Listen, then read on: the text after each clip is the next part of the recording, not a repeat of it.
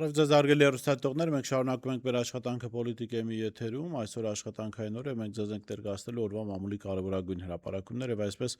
հրապարակ ուրաթերթը գրում է. Լոռու մարզում Գյուլագարակ գյուղի մոտ հայտնի դենդրոպարկի հարևանությամբ գործող Սոճուտ հանգստյան տունը շատերին է հայտնի։ Այն դեռ սովետական տարիներին Հայաստանի լավագույն հանգստավայրերից էր համարվում։ Թոքերի հետ կապված առողջական խնդիր ունեցողներին բժիշկները խորհուրդ էին տալիս մեկնել Սոճուտ, քանի որ Սոչիների անտառը բուժիչ դեր ունի նաև։ Մենք տեղեկացանք, որ մոտ 1 ամիս առաջ Սոճուտը հակահարդեհային կանոնների խախտման պատրվակով փակել են։ Իսկ սա հանգստի լավագույն սեզոնն է այս հանգստավայրի համար։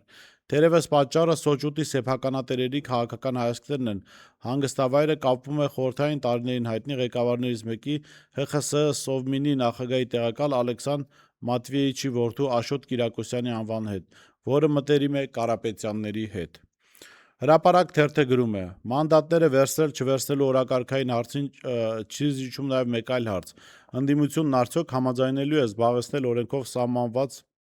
հասանելիք պաշտոնները։ ԱԺ փոխոսնակի, որն այս դեպքում Սամվել Կարապետյանի ուժեղ Հայաստան կուսակցությանն է բաժին հասնելու, եւ մշտական հանձնաժողովների նախագահ փոխնախագահների։ Չնայած Սամվել Կարապետյանի թիմից վստահեցրին, որ դեռևս հարցը չեն քննարկել, սակայն տեղեկություններ կան, որ այս հարցում եւս տեսակետները միանշանակ չեն։ Ժողովուրդ օրաթերթը գրում է. կոռուպցիայի կանխարգելման հանձնաժողովի հրապարակած նվերների հաշվառման ձևաթղթերից մեկում արձանագրված տեղեկությունը նոր հարցեր է առաջացրել պետական պաշտոնյաների եւ խոշոր բիզնեսի հարաբերությունների թափանցիկության վերաբերյալ։ Օրաթերթի կողմից ուսումնասիրած փաստաթղթի համաձայն ֆինանսների նախարարի անունով հայտարարագրվել է 567.463 դրամ գնահատված արժեքով նվեր մասնավոր ինքնաթիռով թռիչք դեպի Լոնդոն։ Նվերը ըստ հայտարարագրի տրամադրել է Ամերիաբանկ ՓԲ-ի կողմից բանկի Լոնդոնի ֆոնդային բորսայի առաջատար ինդեքսում ընդգրկվելու առիթով կազմակերպված միջոցառման շրջանակում։ Ժողովուրդ օրաթերթը գրում է. վերջին շաբաթներին ակնհայտ է դարձել, որ Նիկոլ Փաշինյանը քաղաքական ճնշումների շրջանակում սկսել է ԲՀԿ առաջնորդ Գագիկ Ծառուկյանի տնտեսական ակտիվների դեմ ուղղված քաղաքականություն, փորձելով նրան հեռու պահել քաղաքական պայքարից։ Այդ գործընթացի հերթական դրսևորումը դարձավ Շանգրիլա խաղատան լիցենզիայից ուժը կորցրած ճանաչումը։ Սակայն այս պատմության մեջ ուշագրավ էր ոչ միայն որոշումը, այլ այն, թե ով է առաջինը շտապել հանրությանը հայտնել այդ մասին։ Էկոնոմիկայի նախարար Գևորգ Պապոյանը գրեթե հաղթական տոնով հայտարարեց, որ Շանգրիլա խաղատանը լիցենզիայից զրկել են։ Առաջին նայածքից կարող է թվալ, թե սա հերթական պաշտոնական հայտարարություն էր, սակայն հարց է առաջանում, ինչու է հենց տնտեսության համար պատասխանատու նախարարը այդ մասին հայտարարում, որի հետևանքով 500-ից ավել մարդ զրկվել է աշխատանքից։ Ժողովուրդ օրաթերթը գրում է. թեև Սահմանադրական դատարանը դեռ չի սկսել հունիսի 7-ի խորհրդարանական ընտրությունների արդյունքների վիճարկման գործի քննությունը, սակայն իշխանական քաղաքացիական պայմանագիր կուսակցությունում արդեն ակտիվ պայքար է ընթանում նոր ազգային ժողովի ղեկավար կազմի ձևավորման շուրջ։ Օրաթերթը տեղեկացրել էր, որ վարչապետի պաշտոնը զբաղեցնող Նիկոլ Փաշինյանը թիմակիցներին հայտնել է, որ գործադիր իշխանության կազմին եւ նախարարական նշանակումների հարցին կանադառնան հուլիսին։ Կուսակցության ներսում այսօրին առաջնահերթ է դարձել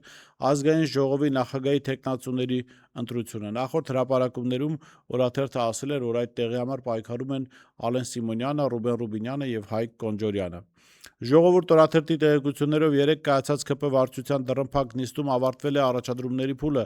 Վարչության 3 անդամները առաջադրվել են ազգային ժողովի նախագահի թեկնածուի պաշտոնում գործող նախագահ Ալեն Սիմոնյանը, ազգային ժողովի փոխնախագահ Ռուբեն Ռուբինյանը եւ, ինչպես ասացի, Հայկ Կոնջորյանը։ Օրաթերթի տեղեկություններով 5-շաբթի օրը ԿՊ վարչությունը կրկին նիստ կհրավիրի, որի ընթացքում արդեն բաց քվեարկությամբ կորոշվի, թե ով է լինելու իշխող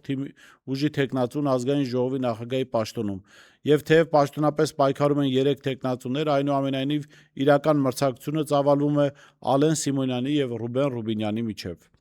Հրապարակ օրաթերթը գրում է. ԱՄՆ պետքարտուղար Մարկո Ռուբիոն Հայաստանից հեռանալուց հետո արարողակարգային նվեր է ուղարկել Արարատ Միրզոյանին։ Հիշեցնենք, որ մայիսի 26-ին Արարատ Միրզոյանը հենց Զվարթնոց օդանավակայանում կարճ հանդիպում էր ունեցել ԱՄՆ պետքարտուղար Մարկո Ռուբիոյի հետ, որի ժամանակ փաստաթղթեր ստորագրվեցին։ Այդ հանդիպումից օրեր անց ԱՄՆ դեսպանությունից ՀՀ-ին են փոխանցել ԱՄՆ պետքարտուղարի անունից Միրզոյանին հասցեագրված արարողակարգային նվերներ ԱՓՍԵ եւ ԹԱՍ։ Այս նվերները ԱԳՆ-ն հասել հունիսի 10-ին։ Կոռուպցիայի կանխարգելման հանձնաժողովից տեղեկացանք, որ Ափսեն եւ ԹԱՍ-ը պատրաստված են անագից։ Ափսեն գնահատվում է 175,000 դրամ, իսկ ԹԱՍ-ը 91,280 դրամ։ Նշենք, որ բարձրաստիճան պաշտոնատար անձանց կողմից իրենց ստացած թանկարժեք նվերների հայտարարումն իրականացվում է օրենքի պահանջով։ Հրապարակ թերթը գրում է. նախընտրական փուլում եկեղեցու դեմ արշավի ժամանակավոր դադարը պայմանավորված էր հարցումներով, որ այդ արշավը վնասում է ՔՊ-ին, բայց որ Փաշինյանը չի հրաժարվել կաթողիկոսին հանելու մտասևեռումից ակնհայտ է։ Վեհափառին մոտ շրջապատից մեզ պատմեցին, որ Փաշինյանի Պյուրովսյան հաղթանակի մասին իմանալուց հետո Գարեգին Բ-ն մերձավորներին ասել է, որ գիտի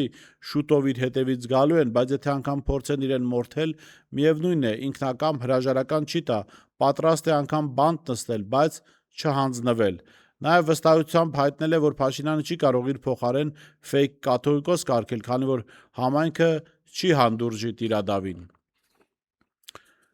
Մի հրապարակում պոլիտիկայից հետաքրքիր բացահայտում են կարել Ռուսաստանում տեղի ունեցող որոշ գործընթացների մասին, եւ ահա մեր ձեռքի տակ է հայտնվել մի փաստաթուղթ, որից պարզ է դառնում, որ իշխանություններին մոտ կանգնած Սպայկա ընկերությունը լրջագույն խնդիրներ ունի Ռուսաստանի դաշտությունում։ Այդ փաստաթուղթը Մոսկվայի քաղաքային դատախազության կողմից ներկայացված հայցադիմում է ընդդեմ Սպայկա Ռուս ՍՊ-ի, հայկական Սպայկա ՍՊ-ի, Green House ՍՊ-ի, ինչպես նաև Դավիթ Ղազարյանի եւ Արայիկ Սարուխանյանի։ Դատախազությունը պնդում է, որ Դավիթ Ղազարյանի վերահսկողության տակ գտնվող ընկերությունների միջոցով 2016-ից 18 թվականներին կնքվել են գյուղատնտեսական ապրանքների մատակարարման 10 արտաքին տնտեսական պայմանագրեր, որոնց ընդհանուր արժեքը կազմել է շուրջ 43,9 միլիարդ ռուբլի։ Ըստ հայցի այդ պայմանագրերի զգալի մասը եղել են ձևական, քանի որ փոխանցված գումարների դիմաց ապրանքների մատակարարումը կատարվել է մոտ 1,8%-ի չափով։ Դատախազությունը պնդում է, որ այդ սխեման օգտագործվել է Ռուսաստանից միջոցներ դուրս բերելու, հարկերից խուսափելու եւ հետագայում այդ միջոցները օրինականացնելու փողերի լվացման նպատակով։ Փաստաթղթում նշվում է նաև, որ Սպայկա Ռուսը 2015-ից 18 թվականներին ըստ հարկային մարմինների տվյալների խուսափել է մոտ 5 միլիարդ ռուբլու ավելացված արժեքի հարկ վճարելուց, իսկ Դավիթ Ղազարյանի նկատմամբ Ռուսաստանում հարուցված է քրեական գործ։ Նա ըստ հայցի թաքնվում է քննությունից։ Դատարանի ներկայացված հիմնական պահանջներն են անվավեր ճանաչել Սպայկա Ռուսի եւ հայկական Սպայկա ու Green House ընկերությունների միջև կնքված բոլոր վիճարկվող պայմանագրերը, ինչպես նաև համատեղ կարգով Դավիթ Ղազարյանից, Արայիկ Սարուխանյանից եւ նշված 3 ընկերություններից հօգուտ Ռուսաստանի Դաշնության բռնագանձել 43,9 միլիարդ ռուբլի, որը կազմում է շուրջ ավելի շուտ $500 միլիոն։ Բացի այդ, դատախազությունը պահանջում է բռնագանձում տարածել Սպայկային պատկանող հարյուրավոր բեռնատարների, կցորդների վրա, ինչպես նաև կալանք դնել պատասխանողների ամբողջ շարժական եւ անշարժ գույքի, բանկային հաշիվների, բաժնետոմսերի, ընկերություններում ունեցած բաժնեմասերի, այլ ակտիվների վրա դատարանի ապագա որոշման կատարումն ապահովելու նպատակով։ Հիշեցնենք, որ Սպայկա ընկերության բաժնետոմսերի 49%-ը պատկանում էր Վատիկանում Հայաստանի նախկին դեսպան Միքայել Մինասյանի հետ փոխկապակցված անձի եւ Մինասյանին առնչվող ապօրինի գույքի բռնագանձման գործով այս ընկերությունը եւս հիշատակվում էր։ Գործի ժամանակագրությունը մեզ հուշում է, որ $500 միլիոն ենթադրյալ փողերի լվացումը տեղի է ունեցել հենց այն ժամանակ, երբ Միքայել Մինասյանը իշխանության մաս էր եւ ընկերությունը գործում էր նրա հովանու ներքո։ Այստեղ հետաքրքիր է նաև այն հանգամանքը, որ Փաշինյանի իշխանությունը փաստացի աջակցում է Դավիթ Ղազարյանին թաքնվել քննությունից, քանի որ այդ մարդը գտնվում է Հայաստանում։ Հետաքրքիր է նաև մեկ այլ հանգամանք. Փաշինյանի իրավապահներն ու քարոզչական համակարգը աղմուկ չեն բարձրացրել $500 միլիոն ենթադրյալ փողերի լվացման գործի շուրջ։ Այն դեպքում, երբ իրենց հռչակել են նախկին համակարգի դեմ պայքարողներ, իսկ ենթադրյալ հանցագործությունը տեղի է ունեցել հենց այն ժամանակ, երբ ըստ Փաշինյանի իրավապահների ընկերության բաժնետոմսերի 49%-ը պատկանել է Միքայել Մինասյանին։ Այստեղ իհարկե տեղին է հիշել նաև այն, որ այդ ժամանակահատվածում Միքայել Մինասյանը տարեկան մոտ $600,000 ֆինանսավորում էր Փաշինյանի ընտանեկան թերթը։ Գուցե այդ ֆինանսավորումը այդ թվում հենց այդ $500 միլիոն է բաժին հանվել, եւ Փաշինյանը նույնպես շահառու է։ Այս դեպքում լիովին հասկանալի է Փաշինյանի, նրա իրավապահների եւ քարոզչական համակարգի լռությունը, իրենք իրենց դեմ հո չեն գործի։ Գիտեք, հետաքրքիր է, որ այս զուգադիպությունը անդադ Միքայել Մինասյանն առնչվող գործերը կամ մոռացության են մատնում, կամ ծածկադմփոց են արվում։ Մեկ այլ գործով, որի մասին կարծում եմ առաջիկայում հրապարակում կունենանք, Միքայել Մինասյանը եւ իր հետ փոխկապակցված անձինք Հայաստանին ըստ էության հասցրել են մոտ 1 միլիարդ դոլարի վնաս, խոսքը Որոտան կասկադի այսպես կոչված առուվաճառքի մասին էր, որը իրականում այլանդակ այսպես թալան էր պետական միջոցների, եւ հետաքրքիր է, որ այդ դեպքում եւս Փաշինյանի իշխանության գալուց հետո այդ գործին որևէ անդրադարձ չի եղել, ավելին երբ հարցումներ են արվել, կառավարությունը օրենքի խախտմամբ ուղղակի այդ հարցումներին չի պատասխանել։ Թե ինչու է Նիկոլ Փաշինյանը այդպես նուրբ մոտենում Միքայել Մինասյանին առնչվող հարցերին, կարծում եմ դրա պատասխանները յուրաքանչյուրդ արդեն ձեզ համար կգտնեք։ Լավ մնացեք, կհանդիպենք։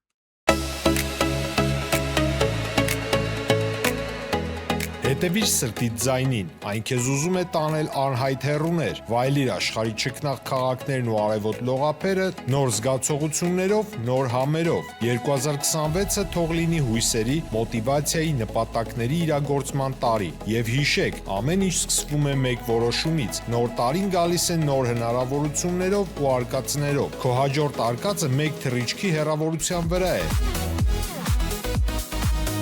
Travel with M 095 89 20 48